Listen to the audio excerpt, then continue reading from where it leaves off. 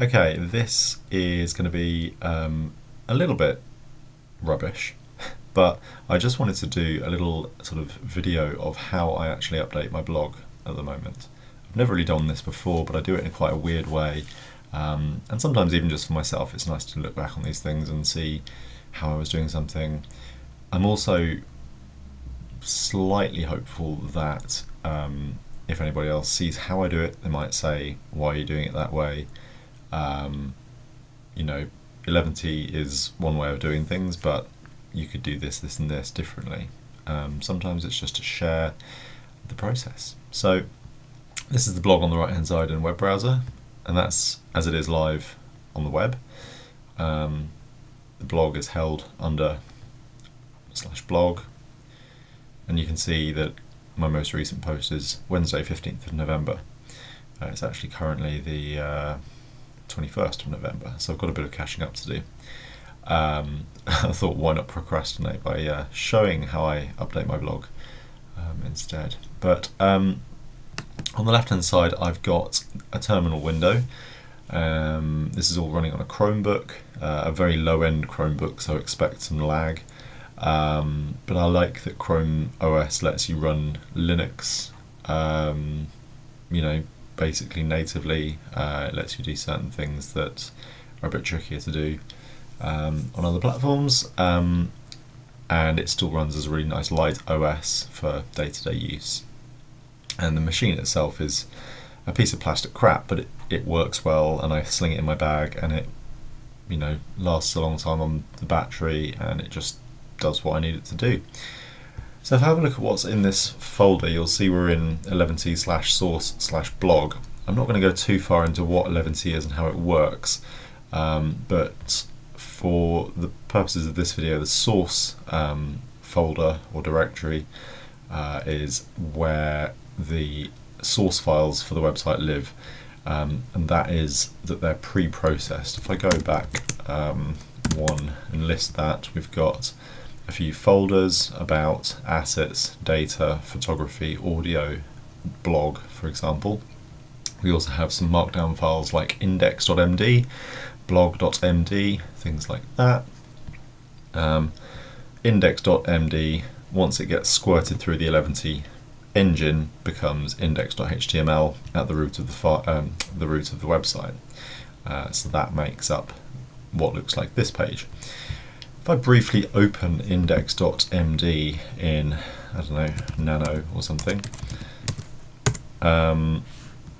there's nothing there. There's a bunch of header sort of front matter, which tells it that the title of the website is Paul Capel's website. It tells it to use a layout called base.njk, and there's a description as well, which is picked up by search engines and stuff, but there's actually no content on that page. So all it's doing really is giving the page a header, well, not a header, you know, a title, Paul Capel's website, and telling it to use the base.njk template. So I'll come out of index.md, and then where is base.njk? I think it's in assets. Let's find out together. No, it's not. Includes, that's right. I don't often have to access these or you know, remember where they are. They just are set up. So if I go to Nano and then look at the base.njk file, we have what looks much more like a page of HTML, and this one's a lot more readable if you know HTML,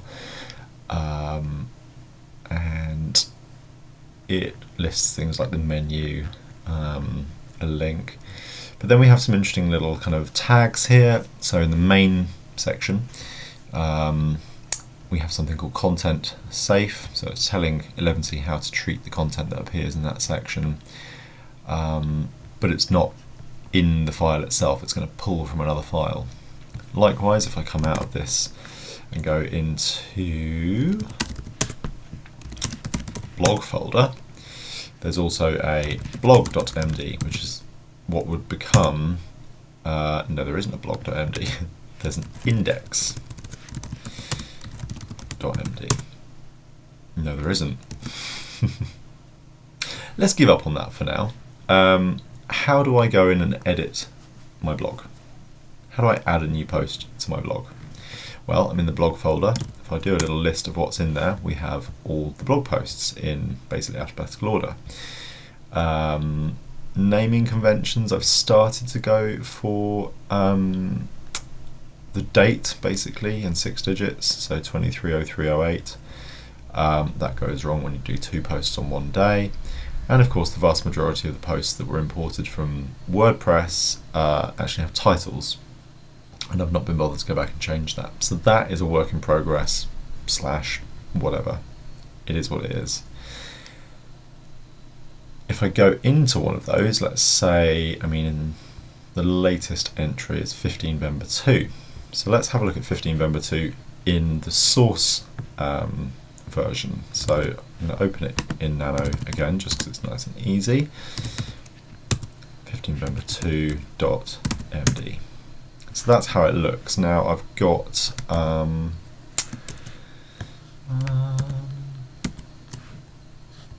got line wrapping turned on for some reason. Anyway, I don't really use Nano for full editing. I have done. It's a little bit finicky and it's not as user-friendly as a sort of GUI text editor. But that is the blog post. So the blog post is very simple. There is, if I go into it, you can compare notes. All the other stuff on the website is being built using other layout files. The blog part of it is the title is being pulled from there, 15 November 2, and the date is there, and the date gets calculated into a human readable date from the short date here. And then that's it, it's just a bunch of paragraphs. Nothing more to it than that, really. What I'm going to do is come out of that one. No, I don't want to modify it.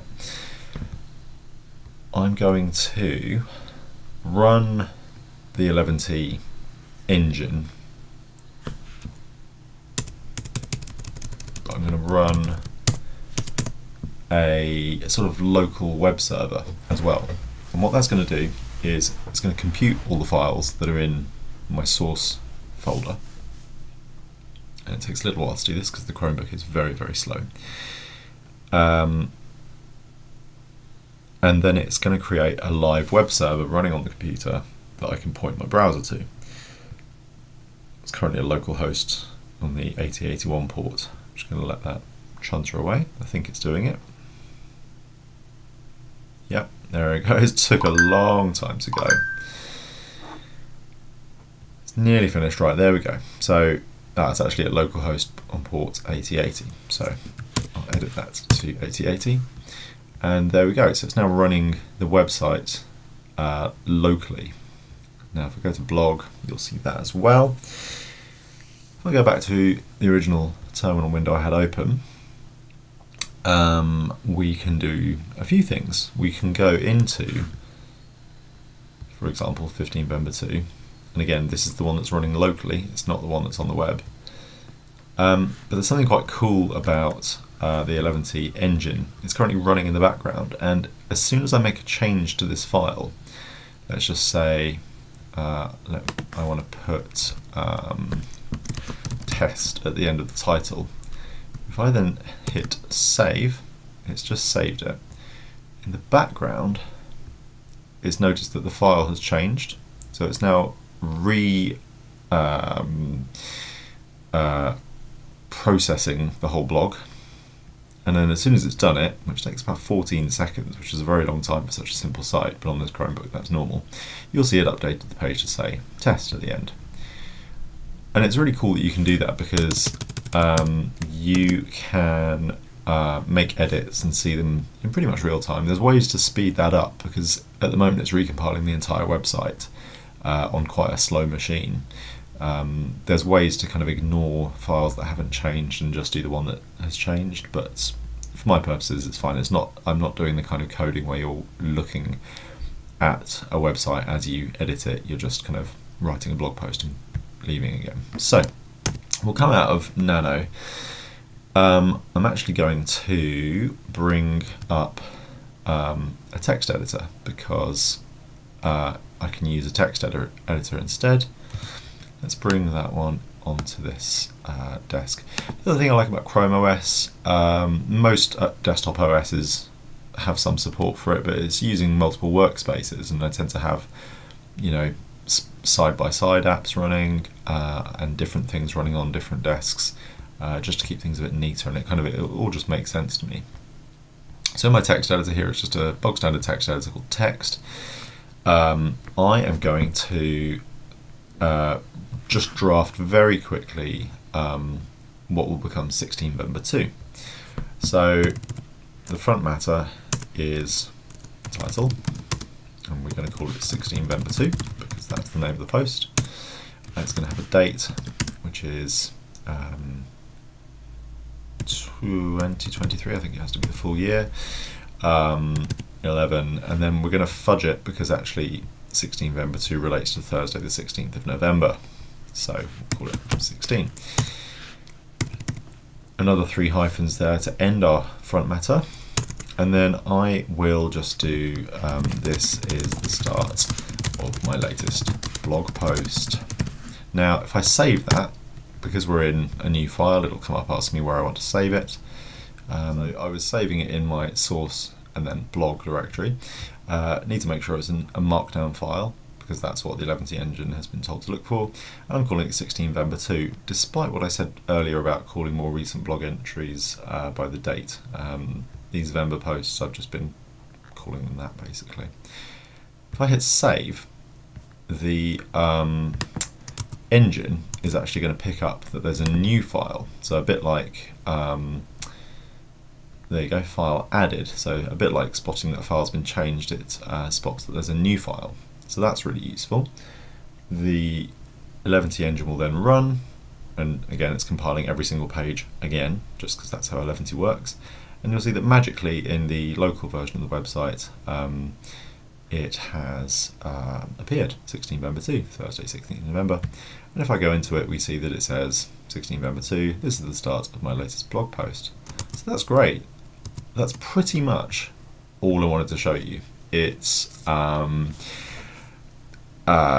everything's stored, the kind of engine I'm using to do that, the kind of simplicity / complexity of eleventy, because getting eleventy set up is not straightforward, and I always balk when I see people suggesting eleventy as a simple way to get started in running a blog or a static website. It's far from simple. It requires a lot of prior knowledge and existing knowledge of other platforms and conventions, and it's taken me quite a learning curve to get there, but about this time last year I just decided to start going with eleventy, and this is currently how I do my website, and it's, you know, working.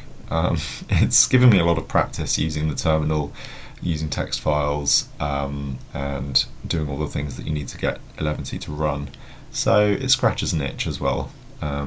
And I kind of find it slightly more appealing than going into a sort of web-based GUI like you would on WordPress or Blogger or other blogging platforms. I kind of like that it's creating a local version of the website that I then upload, and that's the final part of this process. I'm going to come out of this. Yeah, I'm going to delete that file because I'm not intending to upload it just yet. So probably the easiest way to do that will just be to, I don't know, find it in the Files app, and then so go to eleventy, source, blog.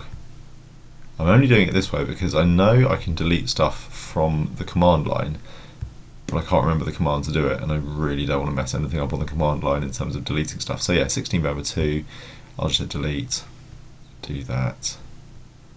It says it's deleted, and it has. I'll go back to the web page. If I go back to the blog index, in a short while the eleventy engine will find that that has been changed, as it were. Actually, maybe it won't. I don't think it does with deleted files, so that's something to remember.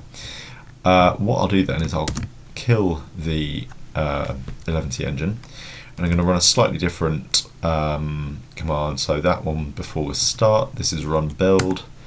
What I've actually built into this thing is it actually deletes the public directory, so the output of eleventy. We had a sort of temporary one a minute ago.